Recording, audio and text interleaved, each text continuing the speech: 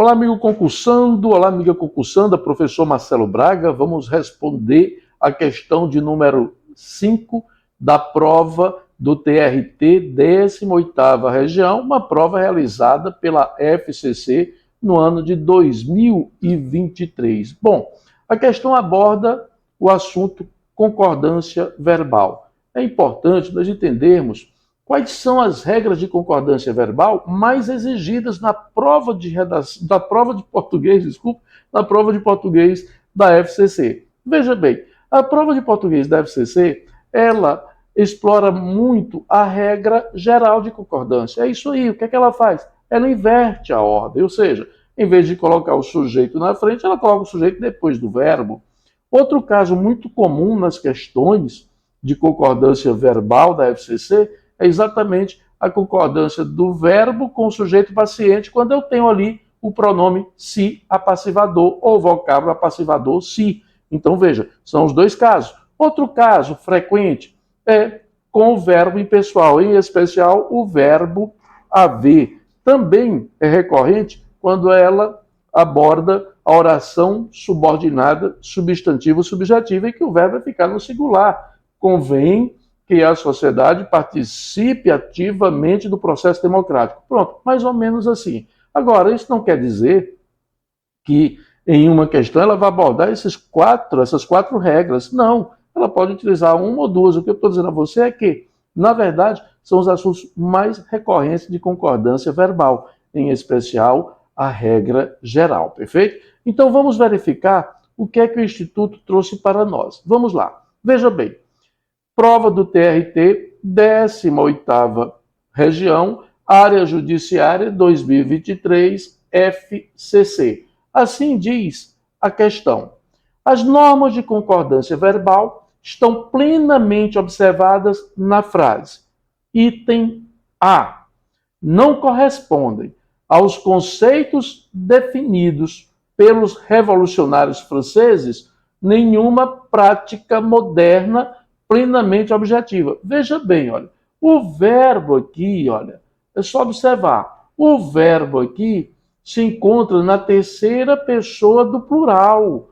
Logo, o meu sujeito tem que estar na terceira pessoa do plural. Só que o meu sujeito aqui, olha, está na terceira pessoa do singular. Esse aqui, eu vou colocar uma cor diferente, tá? Esse aqui é o meu sujeito, olha. Então, não há aí concordância. Logo, o item A é um item falso. Vamos analisar o item B. Vamos a ele. O item B diz assim: restam. Opa! Marcelo, já observei o verbo. Olha, restam, verbo no plural. Perfeito. Aos que ainda se propunham, veja, aos que ainda se propunham. Então, nesse caso aqui, o verbo propor, na terceira pessoa do plural, está concordando com o pronome relativo que, ó, tudo tranquilo. Ó. Esse que faz referência a esse aos, que é o que o pronome demonstrativo, né? Esse os é igual àqueles, por exemplo, tá certo? E aí a preposição a, porque eu tenho, na verdade, aqui como complemento do verbo, aos. Isso aqui é o complemento do verbo, tá? Por quê? Porque esse os aqui, eu vou colocar de uma outra cor para você compreender bem, esse os é o pronome demonstrativo, olha. Perfeito? Ó. Pronome demonstrativo. Muito bem. E o que? Pronome relativo. Ótimo. E a preposição por quê? Porque esse aos vai funcionar como objeto indireto da forma verbal restam. Então vamos lá.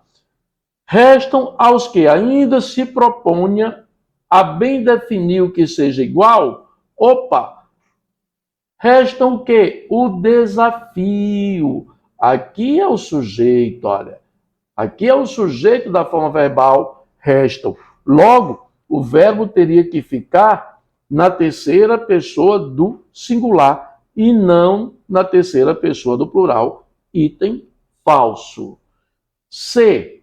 Não deve satisfazer a um defensor intransigente da igualdade entre os homens as convicções abstratas dos idealistas. Então, veja bem, aqui eu tenho uma locução verbal, olha só. Muito bem. Não deve satisfazer, mas o verbo auxiliar está na terceira pessoa. Ora, se o verbo está na terceira pessoa do singular, eu vou atrás do sujeito. o meu sujeito aqui está na terceira pessoa do plural. Então, nessa condição, há um erro de concordância verbal. Muito bem. Então, até agora, nenhum item pode ser classificado como verdadeiro. Por quê? Porque todos esses itens, eles apresentam, na verdade, o verbo em número e pessoa distinto do sujeito. Isso não pode. A regra geral é muito simples. O verbo deverá concordar com o sujeito em número e pessoa. Se é terceira do singular, sujeito terceira do singular. Verbo terceira do plural, sujeito terceira do plural. É simples assim, tá certo? Então observe que é sempre a regra geral. Em todos esses casos até aqui, o item A, B ou C, a instituição utilizou, fez uso, na verdade, da regra geral, tá certo? Prosseguindo, vamos lá. Item D de dado. Olha só. O item D diz assim: por mais dúvidas que se coloquem diante do conceito de igualdade, não se apaga o ânimo dos humanistas esperançosos. Então veja cá, vou começar pela primeira oração aqui. Por mais dúvidas que se coloquem, olha, dúvidas sejam colocadas. Olha o pronome apassivador aqui, ó, tá vendo? Olha, muito bem. E aqui o que é o pronome relativo que se refere a quem? Dúvidas. Então o verbo tem que ficar na terceira pessoa do plural, tudo adequado, porque estaria concordando com mais dúvidas, tá certo? Mais dúvidas. Isso aqui seria o sujeito da forma verbal se coloca. Tudo ok até aqui. Então vamos lá. Por mais, deixa eu tirar isso aqui para não atrapalhar. Por mais dúvidas que se coloquem diante do conceito de igualdade, olha agora, não se apaga o ânimo. Olha a forma verbal, aqui está, apaga, tá certo? Olha o se de novo aqui, olha, o verbo apagar aqui é verbo transitivo direto, olha o se, e olha aqui o sujeito paciente da oração, não é isso? Por que paciente? Muito simples. Eu tenho aqui a voz passiva. Nos dois casos eu tenho voz passiva, tá? Tanto na primeira oração quanto na segunda oração, tá certo? Então, se ânimo está no singular, o verbo no singular. Então, o item correto, sem dúvida alguma, item D de dado.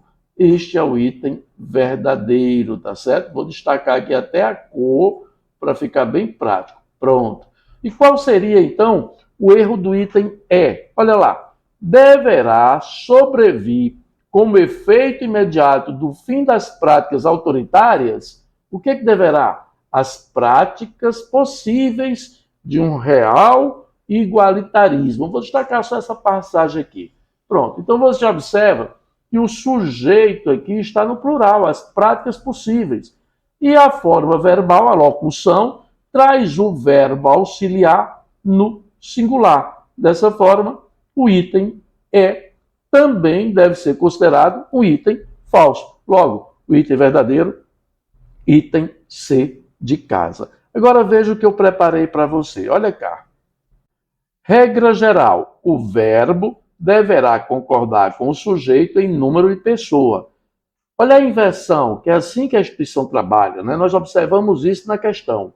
Em momentos de crise econômica, devem rever a política cambial. Aí ele vai intercalar, olha lá, com a oração adjetiva explicativa, a qual se encontra em um momento conturbado os nossos especialistas em economia. Opa, sujeito, os nossos especialistas em economia devem rever a política cambial. Ele inverteu a ordem. É bom se ater a isso. 2. O se como apassivador, porque foram esses dois assuntos da questão, não é assim? Então vamos lá. Quando a frase estiver na voz passiva sintética, que é exatamente com o pronome se apassivador, o verbo deverá concordar com o sujeito paciente. Por exemplo, não se reformou. Opa, singular, eu tenho que esperar o sujeito no singular. Não se reformou, mesmo havendo a necessidade de uma ampliação urgente à sala de repouso do hospital. Então a sala não foi reformada, colocando aí na voz passiva analítica, concordância perfeita. Outro exemplo, os erros de execução foram inevitáveis, pois não se analisaram.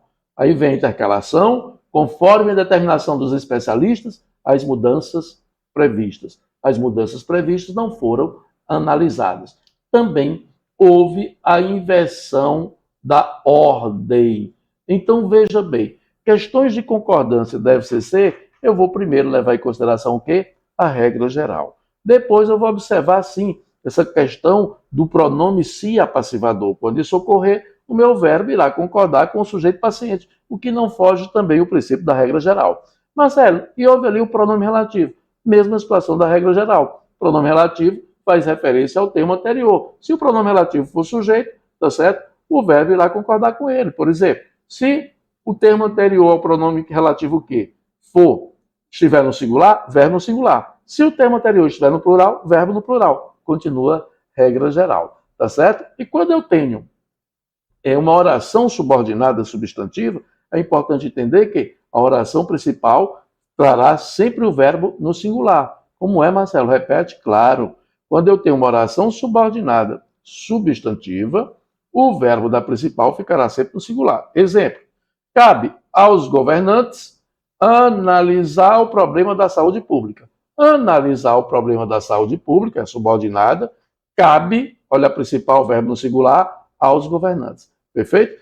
É isso aí. Bons estudos, espero que você tenha compreendido bem os casos de concordância e tenho certeza que questões desse tipo você não mais cometerá equívoco, você certamente acertará. É isso aí. Até o nosso próximo vídeo com mais uma questão.